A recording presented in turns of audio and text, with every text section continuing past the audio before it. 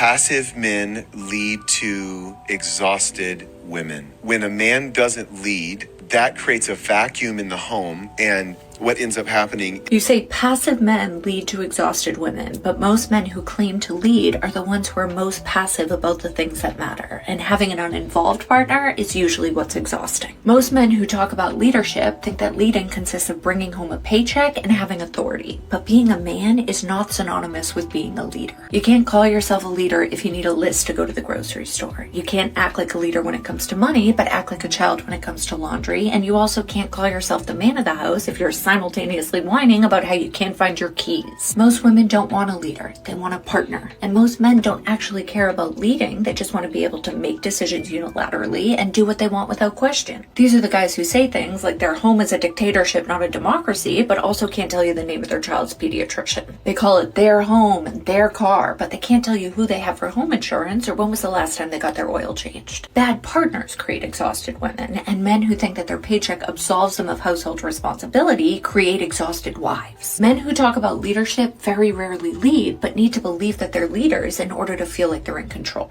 They use the illusion of leadership as a tool of toxic dominance because their need for authority is entirely self-serving. And to frame passiveness as if it's a bad thing when it's often an element of compromise and communication is damaging because it makes it seem like men who value the opinion of their wives aren't strong. Passiveness doesn't equal weakness, but you make it sound that way because you believe that women are meant to be passive and you think that the only way to be a man is to be the complete opposite of a woman. But good partners don't worry about authority because they practice partnership. And a good man doesn't worry about being called a leader because he's too busy being a good husband and being a good father. No woman in the history of the universe leaves the safety and security of a long-term marriage and breaks up her family if she were the problem.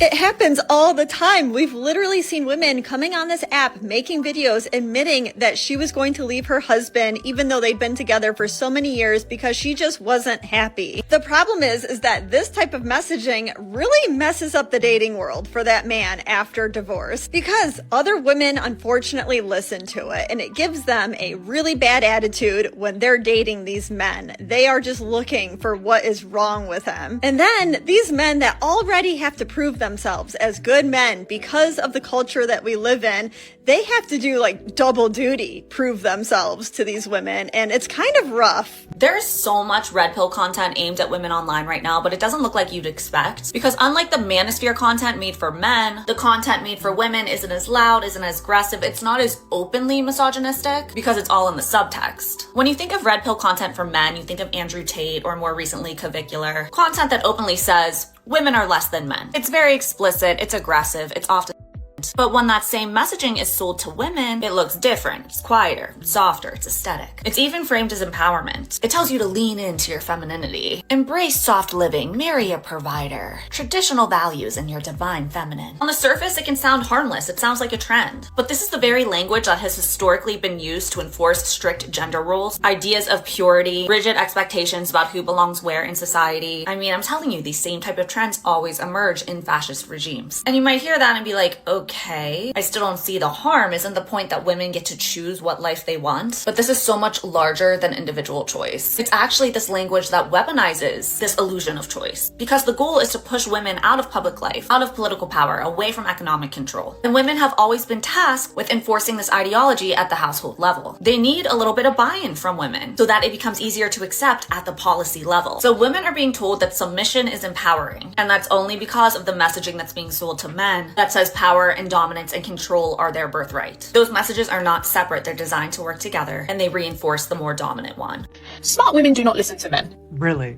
Well, it's been my experience that truly intelligent people can recognize intelligence in others and know when their opinions are valid. They don't simply disregard someone's opinion based on their gender. Because every time you have a conversation with a man, he's always going to go against you anyway. He's never going to agree with you. Is that so? Even if you said, like, Michael Jackson is the greatest artist in the world, he's going to say no, he's not. He's going to disagree with you. Goodness. Heaven forbid people have differing opinions on things.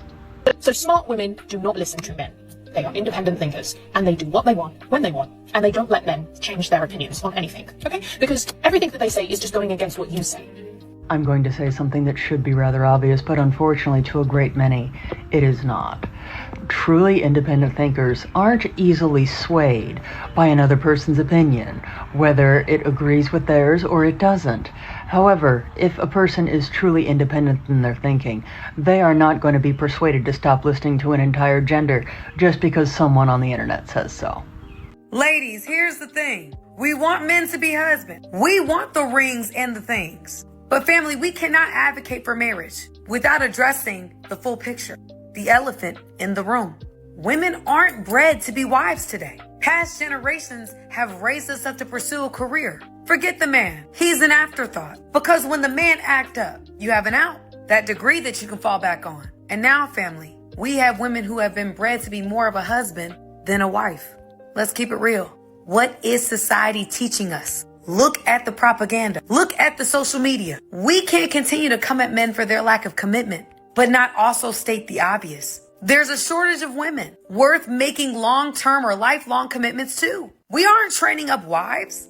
We're training up hypersexual, petty, money-hungry, cannot take any accountability, insecure, immature, women that can't even cover a pot, let alone a man.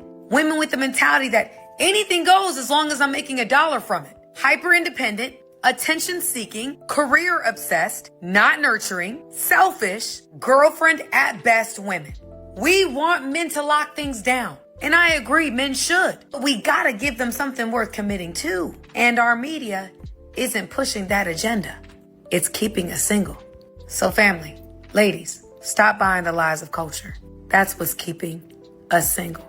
Let us start focus on becoming the wife that God has created you to be.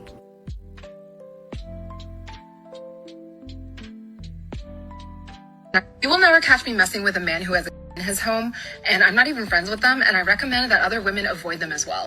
People who live in homes with are up to 10 times likelier to and twice as likely by homicide, with the risk for women elevated beyond that 2x. And this includes law enforcement, this includes hunters, this includes men who claim they need it for self-defense. I will not with them. If you're with someone that you think if you get in an argument with them, they will blow your cat back, why are you with them? Forget the if you could get into an argument with someone that you're dating, right, or you're married to, and they could push you back, forget they will stab you. They will decapitate you at that point because you got into an argument. You know what I mean? Or do you think you would antagonize your partner so bad they would want to blow you away? Like, why would you be with someone that you think would even be capable of doing something like that? You know what I mean? She was like, more or whatever. My thing is this, right? Isn't what causes the. If someone was going to take their life, if they had a gun, that would be the quickest way to do it. But it's not the fact that they have a gun that they do it. It's because that's the quickest way. If they didn't have the weapon, they would probably just find another way to do it. Jump off a bridge, take a handful of something they're not supposed to take. That's not the determining factor of them taking their life. It's the fact that that would be the quickest. I don't know, man. This is kind of like ridiculous. But hey, man, if you don't want to date somebody that got weaponry in their house, fine, man. That's cool. But like, you know what I mean? I love when I see a hot girl dating an ugly guy because I'm like, thank you so much for getting him off the streets. I love it when a below average woman who's a good 30 to 40 pounds overweight, wearing 10 pounds of makeup and running filters on the video so hard that the police wouldn't be able to find her if she went missing, jumps on this app talking about ugly men and hot women like she's some supermodel. And I bet she still wonders why she's still single. Why can't she find a man? Why is it always these 2s and 3s acting like they're the 10s? Seriously, because you almost never genuinely hear beautiful women talking like this. Because they don't need to. Their confidence isn't built on delusion and social media filters and a bunch of desperate simps just handing out validation. Men have to stop feeding this because half these women have been told that they're queens for so long, they've completely lost touch with reality. Every like, every thirsty comment, every dude willing to smash has convinced them that there's something special when they are painfully average. This woman would be lucky to pull a 3, yet she talks like she's entitled to a top tier man. And maybe she can get laid by some dude with a fat fetish, But congratulations, that's not the flex you think it is. The problem is women like this confuse access with relationship value. A guy being willing to you isn't proof you're a catch, because men will sleep with women they would never date, never commit to, and never introduce to their friends. I mean, getting pumped and dumped by a guy out of your league doesn't make you a baddie. It makes you a Tuesday night. Girl, man, these women be arguing about nothing. A man sit up there, he was agreeing with this woman. A man sit up there and said, when you're a passive man, it leads to your woman being exhausted. And she went around the long way to say, yeah, you're right. He's agreeing with you, stupid. Dang, be quiet. Nobody wants to hear you. Oh, well, in a dictator, these men want a dictatorship and they can't even tell you the name of the pediatrician. That's not what a dictatorship is. A dictator don't care nothing about your pediatrician. He don't care nothing about that. He just cares about, are you following the law? And the law being me, what I want. And so therefore, I'm going to go here, or I'm going to put something in place to where if you're not following the law, you're going to be punished.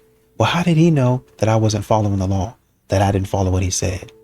Might have some spies, might have some people around town, spy cameras, the army around town, whatever it might be.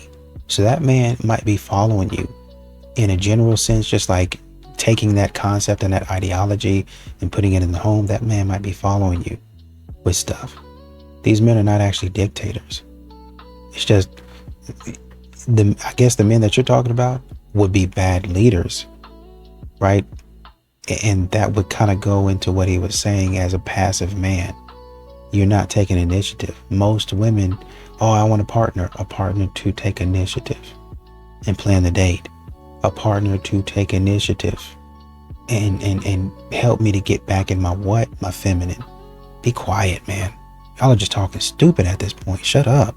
So these red pill manosphere boys are just so pissed that women no longer need men. We actually have to want them. We used to need men just to eat, to have a checking account, to own a home, to have children. We don't need men for any of that now. I mean, a sperm bank in 3 minutes and we can have a child on our own. These men need to actually bring something to the table other than just another chore to take care of. Women who are single are happier than they've ever been. They make more money than married women. That's why they're constantly having to tell us how unhappy women will be if they're not married with a pile of children. Because as soon as women get a whiff of what life is like with financial freedom, the ability to travel and do whatever we want, it's a pretty hard sell to tell women that getting married, having a bunch of kids, and making sandwiches and doing laundry all day is all the rage. These men are realizing that they're just not that interesting or capable of success. And a woman wants a man who can add to her life, and they know they'll never measure up. Women in general are not only achieving higher levels of education,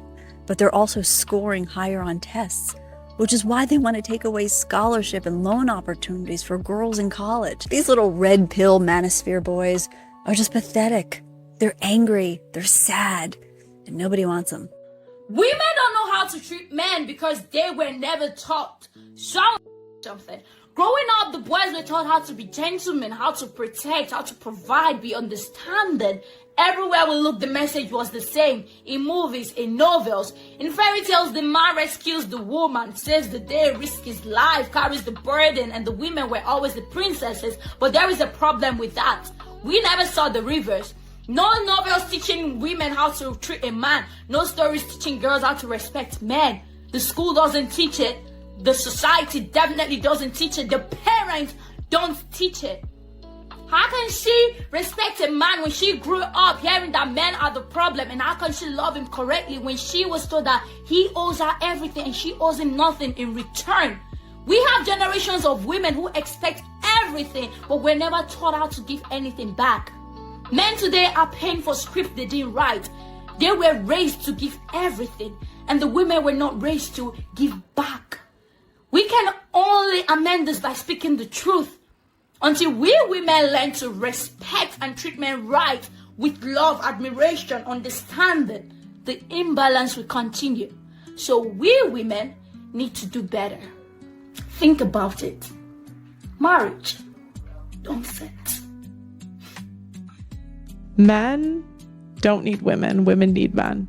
Men could survive without women. If all the women disappeared tomorrow, men would be fine outside of reproduction. If tomorrow they made artificial wombs, what would they need a woman for? Who's a better companion, men or women? So men built the world. All the hard jobs are done by men. If men disappeared tomorrow, society would collapse. Men built the world that we complain about. Arguably, one of the driving forces for men doing what they do is women.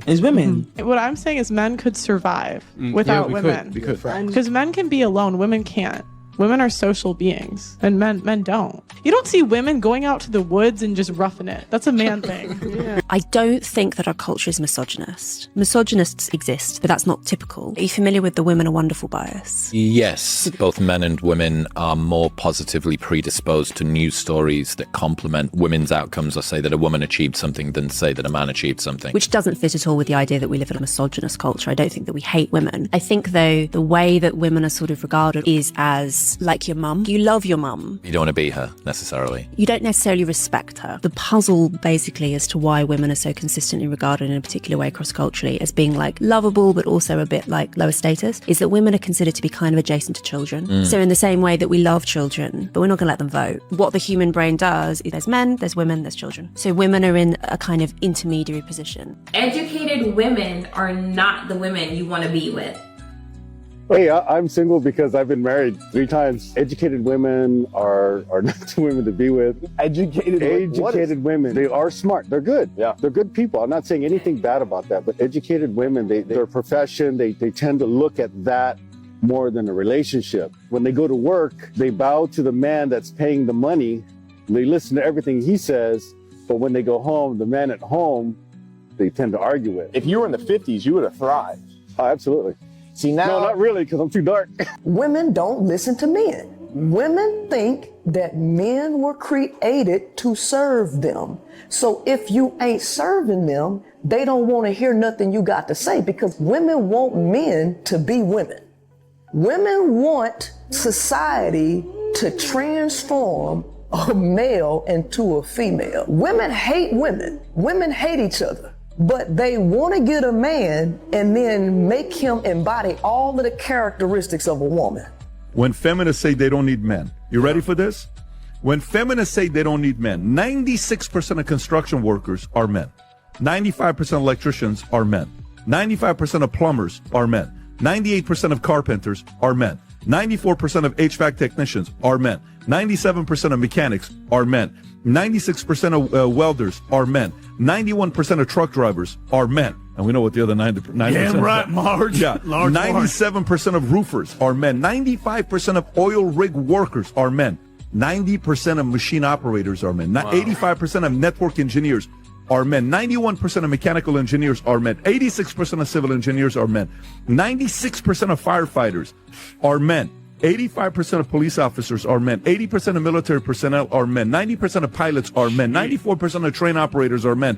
92% of forklift operators are men. Wow. These are some of the riskiest jobs in the world. This man that is exhausted, that is overworked and underpaid, or his dreams haven't paid off yet, or he feels like the dating pool doesn't even take him serious because he doesn't make $100,000 plus a year. Lord forbid he be 5'10". Lord forbid he be 5'8". And now it's even harder for him. This is a good man. He's ready to be loyal. He's ready to be committed. He's ready to take care of his wife. But women won't even take him serious because he's not 6 feet tall. There are so many intangible pressures that we as women put on men, and so many intangible pressures that men have in themselves. And I'm not saying that we don't have emotional toil. I'm saying that we need to be aware that the world revolves around us, like us being he and her, not us around women. And that's why I think people are just not doing well in relationships. I really do think that. We as women, we think that we have it harder because we're seeking needs and fulfilling them before they're expressed. We're making sure that we are porn stars in the bedroom, or that we are great moms. We're keeping our bodies fit. Yes, we're doing all of these things. And that because of all of those things, you should kiss the ground and walk. What are you saying? No. That you just, what are you, No, what? I'm saying that's not all there is. The world does not revolve around us. The same way that we're doing all of these things is the same way that They don't think they're better than you. They just don't want to talk to you. But for some reason, you take no as a challenge instead of accepting it as a statement. And instead of being kind and respecting what she said, you go on a mission to make her regret saying no. But your efforts to make her regret it just end up proving that she made the right choice. And you end up looking ridiculous when you try to guilt her for saying no, intimidate her into saying yes, or insult her like she wasn't good enough for you anyways. And you always go right to calling women ugly, but if they were attractive enough to approach, then they don't just magically become ugly the second they reject you. So you're not calling her ugly because you think she's unattractive. You're just trying to make her feel like she wasn't worthy of rejecting you in the first place, so she hopefully feels as badly about herself as you do. And then you say women have attitudes, but how do you expect to be treated when you prove that your respect for them isn't only performative, but it's also conditional on getting to sleep with them? Some of you want to make women pay when your insecurities get exposed, but fail to realize that your ego is not their responsibility.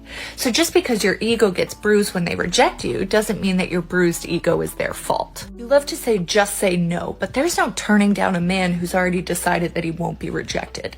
So it's not about the way women say it, it's about the men who refuse to hear it. If you're getting ghosted, 99% of the time, men confirm, it's probably because the chase is over. It's not because you're not pretty enough. It's not because you're not funny enough. It's not because you texted him first. It's not because you did too much or you did too little. I mean, I get it. I've been there. I have taken being ghosted so personally before. They don't like me. Why don't they like me? And then it makes you want this person even more when really the chase is over because their ego was validated. Now they need to see if they can get someone else to validate them as well. Nothing to do with you. And this is where we get in our heads because we feel like if we were just a little bit better, he would like us enough to not want to let us go, to want to stick around, to not need that next girl. Honestly, this might even be a controversial opinion, but sometimes I think it's okay to sleep with a man.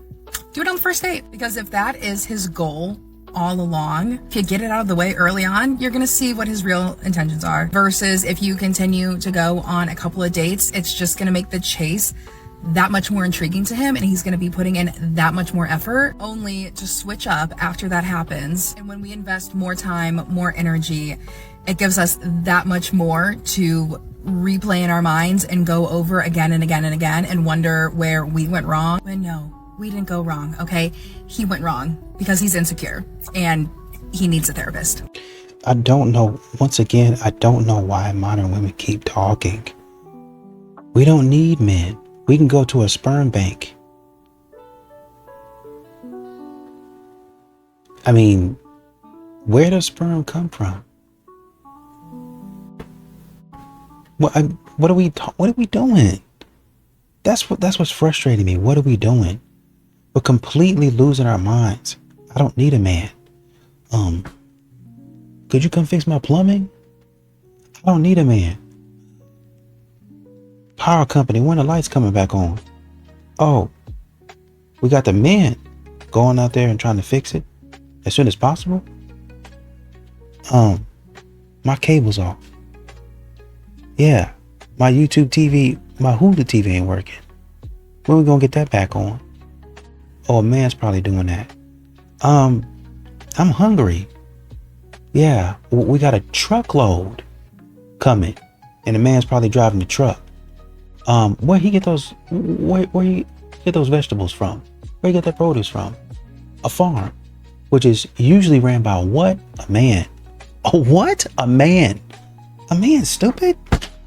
Quiet. Stop talking. I don't think men like women anymore. Mm-hmm. I don't think that men desire us women anymore. Mm-hmm. Us real women. I don't think that they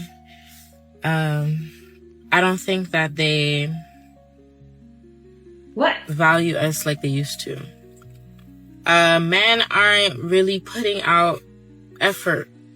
Why should They're not putting out any type of effort like they used to. Taking a girl on a date becomes an issue. You know, spending money on a woman is an issue. You should have your own money as a woman. Going out to do something fun is an issue. Why don't you just come over to the house and we could do something in the house? I don't know. Maybe it's because I'm from New York. But I see women all over the globe complain about what's happening with men nowadays. Is it women that's not making themselves desirable anymore? Because there are beautiful women out here, beautiful women, ambitious women, caring women, nurturing women who are outside looking for love, and men that just can't keep up with that. Like, what? They're not communicating with them. They're not willing to hang out and do fun things. Bro, I wouldn't like them either if I was a guy. And I don't like them either. And I'm a woman. They're annoying. They're not dating for love. They're dating for money. Yo! Women use simps against attractive men. When women can't get or control a man who's attractive, they use simps to feel better and try to make other men jealous. Simps aren't men who are good to or respect women. They are men who will sacrifice anything, their self-respect, for an attractive woman. Attractive men refuse to simp. That is actually a huge part of why they are attractive, because they have self-respect. This can confuse a lot of women who aren't used to men who have self-respect. It often stems from their own insecurity and feeling small because of the attractive man. He has levels of security that she is not capable of. So when she can't get or control him, she uses simps against him. She'll suck them dry of validation, attention, effort, resources to feel better, worthy, like she matters, and to flex on other people. Many times to make men they do find attractive jealous. She competes with presence on the backs of simps, using them as leverage to feel powerful, when it's really insecurity. Insecurity seeks to control. It comes from ego, wanting to feel secure through validation.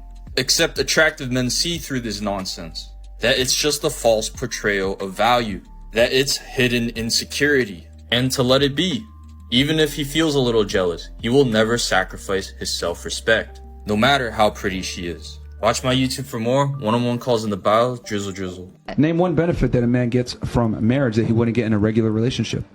Just one. Well, I think, as a woman, if you're I'm asking you as a man, since you're, attacking men for being Peter Pan. I think a lot of men who choose to get married are incentivized by the fact that they are able to claim that woman as theirs. And But name one benefit that they would get in a marriage that they wouldn't get in a regular relationship. Well, I think even though it's not 100%, there's peace of mind that woman is going to be loyal to you. The answer is there's none. You're dancing around it. There is none. So my thing is this. I think it's in a man's best interest to stay Peter Pan, as you would say. And I think women shame men because men gain their value in their 40s. Men understand the marketplace better. They understand that women have no leverage in their 40s, and they date down and they get younger, more attractive girls, and that's the best way to go in today's day and age, where we live in a deregulated marketplace where women could take everything they got, take their kids, etc. Why the hell do I want to commit to women nowadays when honestly we got hoflation? There's obviously more incentive for women to get married than men, obviously. Way more. But what I'm suggesting is there's also benefits to men getting married, and I think name one. I just told you. I think that he wouldn't get outside of a regular relationship. I just told you, the women, knowing that your woman is perhaps going to be more loyal to you when she's your wife versus your girlfriend. She should be displaying that anyway.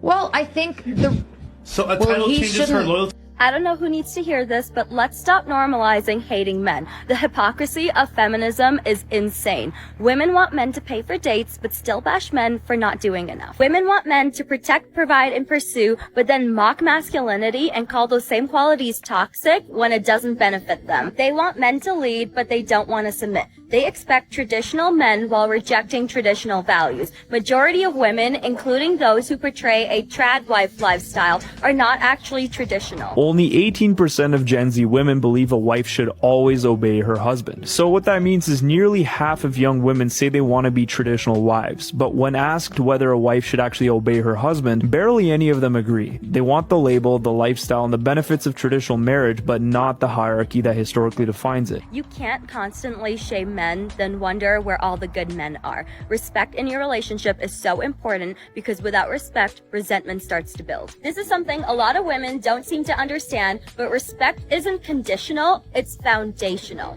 It isn't, if he does these things for me, then I'll respect him. You respect him because you chose to marry him, so you have to trust his discernment while understanding that you didn't marry someone perfect. You're not perfect, and neither is he. This is why having grace and growing together is so important, and why you need Jesus at the center of your marriage. If you want to start taking your faith seriously and actually stick to your goals, whether it's prayer, fasting, or reading the Bible every day, then click the link in my bio and download the Refiner's Fire app. Black men. American black men generally do not value courtship, traditionalism, or even marriage. And I'm not saying that all American black men are like this, but a large majority are. They will berate you, break you down, and take advantage of you. I don't know why, but the sight of seeing a black woman, a dark-skinned black woman, having standards really does bother them. Maybe it's because in their mind, nobody ever talks about this, but they believe black women, dark-skinned black women deserve crumbs. Colorism is real, and they think that we deserve crumbs and that we shouldn't have any standards. I mean, I was getting so many messages and comments saying, you're dark-skinned, why do you have all these standards? The only reason why that video got them really upset was because it basically told them to do better. And they do not take well at all to being told to do better, as you can clearly see, and it's because they are not required to. They are used to giving women nothing, giving women crumbs, but then receiving the world back. So when they were watching my video, they were so upset. They were like, oh, no. You want me to take you on a proper date? A proper date when all I'm used to is inviting women back to my house, or inviting women on a nature walk as a first date, or inviting women to my car to link and smoke? You want me to actually put in effort? No, I'm not used to that at all. They're literally in my comments saying, what makes you think you deserve a meal? You need to prove yourself. And when American black men say that you need to prove yourself, that just basically means you need to go through and back.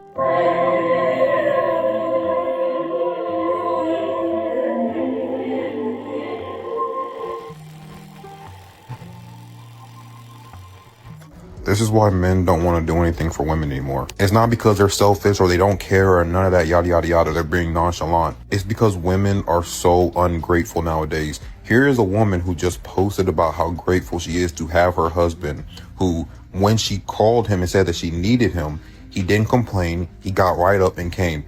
As her husband, yes, he's supposed to go see about her, but she just wanted to express how grateful she was to have a loving husband, right? I'm gonna say that again. Yes, as her husband, he was supposed to show up for her, but she wanted to express how grateful she was for her loving husband, right? And all you see in the comments is women talking about, yeah, that's what he's supposed to do. So like bare minimum, yada, yada, yada. Men don't want to do anything for women nowadays because no matter what you do, it's never like enough. You get no praise for what you do. I guarantee if a man posted that video in the reverse, like, oh, my wife did this, they wouldn't be moving like, they wouldn't be talking about it like that.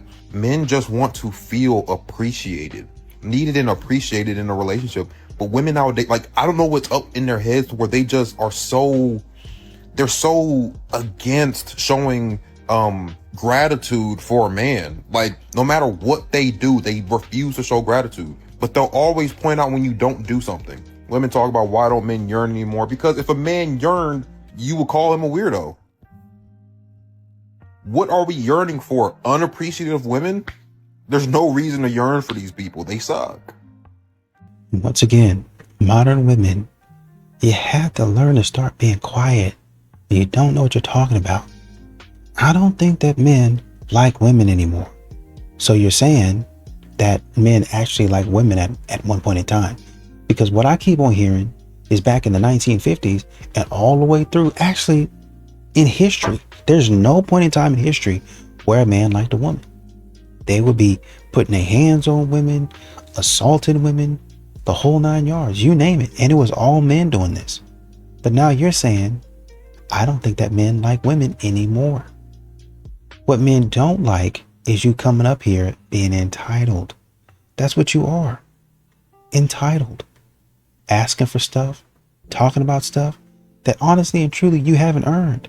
Well, I'm worth it. I've gone to college and I've gone to university. I've got this. All that is great, but I'm not your employer. I'm not looking for the role of being, if you was going to be hired into my company or we was about to do business, then you can give me that stuff.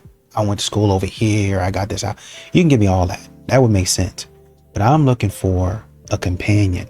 And what you're talking to me about right now doesn't really instill a lot of confidence in me that you would be a great companion. Girls who are super, super confident, extremely successful, so pretty, like these types of women are always single, and I'll tell you exactly why. The most attractive, most successful women have the least amount of qualified options in dating that they want to pursue, and let me tell you why. Women do not want to date down when it comes to looks, money, status, and nobody should date down in terms of those preferences if that's their prerogative. Now think about the kind of men that super successful, high-earning women will be dating. They'll be dating men who are the most attractive men, probably with the most ambition, with the most money, but they'll be dating men that have the most options with women. Guys that have the most options with women take a very long time to mature, and they don't want to settle down. If you were a man with millions, you're a man with 20 women chasing you at all times, would you want to be in a relationship? Absolutely not. So now think about it. If you're a woman who's trying to date a guy with this status and this attraction, good luck finding a guy who's going to settle down. And that is why the most successful, high-earning women have a very hard time finding a great guy to settle down with. Average women don't want average guys because they think that they're not average. They think that they're above average. How's that going to translate in the dating marketplace? You have average women that are going to be chasing after either exceptional or above average men. They're going to curve men who are average, who are actually on their level. That's why you get caught up with boys and in situationships and a guy never committing to you or a guy who's cheating on you because you're shooting out of your league. So if you think you're a 10, surely you must deserve a 10. You're going to chase after Chad. You're going to spend your 20s a bunch of dudes. You're never gonna actually get into a proper monogamous relationship. You'd rather have the divided attention of a hyper attractive guy than actually have commitment from an average dude because you think you're above average. That's the problem in the dating marketplace, and that's why this is a humble check. Look, women need to be held accountable. Feminism has made it normal to constantly blame men for the problems of women, when in reality, our own nature and the way we interact with each other accounts for most of our issues. Women sit around and listen to each other about dating, and for some reason, we always wind up siding with each other, don't we? It's never our fault, even if we find ourselves in repeated situations or dating the same type of guy over and over again. Women will stand in solidarity with victims of and then go use men on public forums like, are we dating the same guy? And even if you don't post in there, you still stick around for the tea instead of working to end it. Women will cheer on some overweight girl practicing body positivity and then shrug their shoulders when that girl complains that men aren't attracted to her. Women will complain about WNBA players making pennies compared to LeBron James, but never ask themselves why the Kardashians are billionaires or why a reality show about husbands has never been made. All feminists do is tell men that they have to change, which just means they're still dependent on men to solve their problems. Doesn't that defeat your whole point? Start doing some thinking of your own and hold yourselves accountable for once.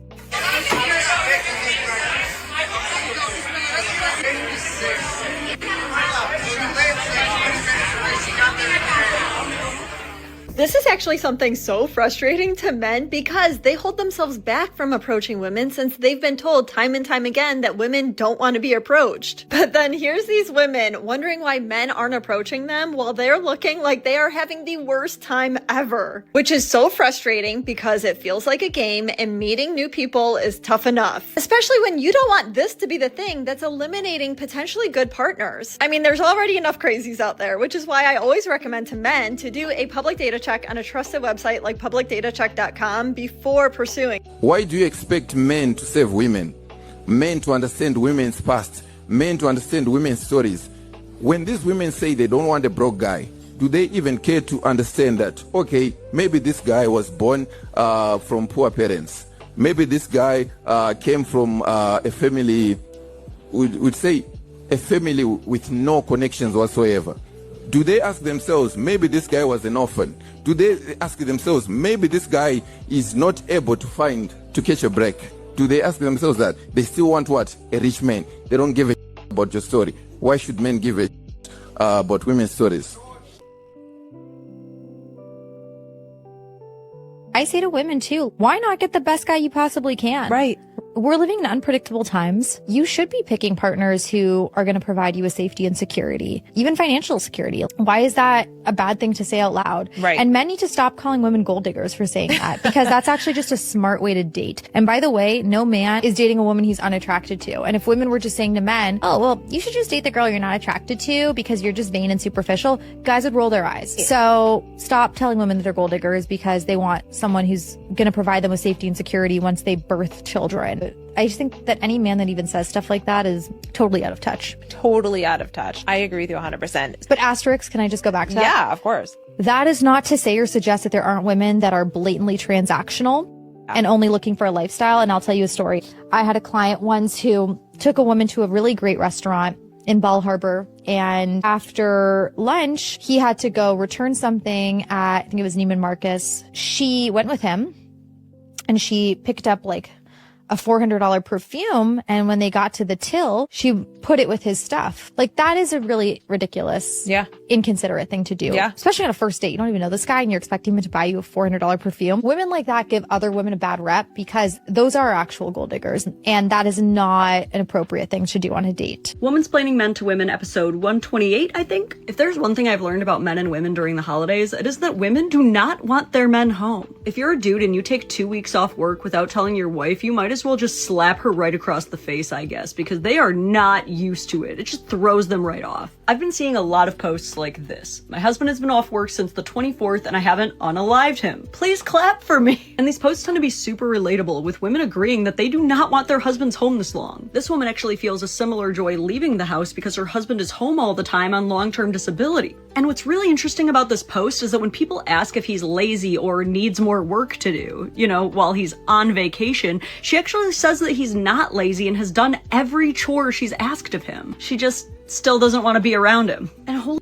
ladies, this is a huge problem because I don't know if you've ever thought about this, but a man can't work forever, and neither can you. Eventually you'll both have to retire, and when you do that, you'll have to live together and spend time together and grow into old age together, and you'll have to do that without committing spousal homicide. In fact, these will be the years you need each other most to survive. So this is your trial by fire. This is how you learn to do just that. There's a scene in Bruce Almighty, it might have been Evan Almighty, where God says that if you pray for patience, he doesn't give you patience. He gives you an opportunity to be patient. You are never going to be just handed a person who never annoys you and knows everything you want. But surely what you do know is why you married this person, right? So why did we forget that just because you took a couple weeks off? Listen, of course this is going to be a change to your routine and might throw you off a little bit, but I am begging you to try and see how special this is to him and your kids if you have them, and try not to focus on what could go wrong or how he could mess things up. He's been looking forward to this time with you and to be at home and not working for so long. And I'm going to say something else that you don't want to hear.